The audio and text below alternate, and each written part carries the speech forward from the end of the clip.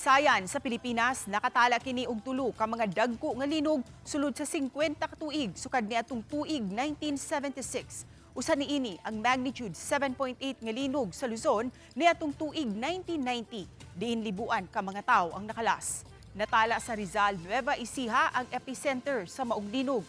Niadtong tuig 1976 gitay og sa magnitude 8.1 nga linog ang Moro Gulf ug nakamugna og tsunami sa Sulu Archipelago, Southern Mindanao ug Zamboanga Peninsula. Matod sa FIVOX, nahitabo kini pasado alas 12 sa tungang gabii. Gibanabanang 8,000 ka mga tawo ang namatay. Ug sama sa nahitabong linog ni atong 1976, ang Cotabato Trench mao'y sinugdanan sa magnitude 7.8 nga linog sa Sarangani Province. Parehong sa dagat ang epicenter sa duha ka mga linog. Ug tungod sa nahitabong linog kagahapon, gimanduan ni Presidente Bongbong Marcos Jr. ang Office of the Civil Defense ug National Disaster Risk Reduction and Management Council sa pagresponde sa dakong kalamidad.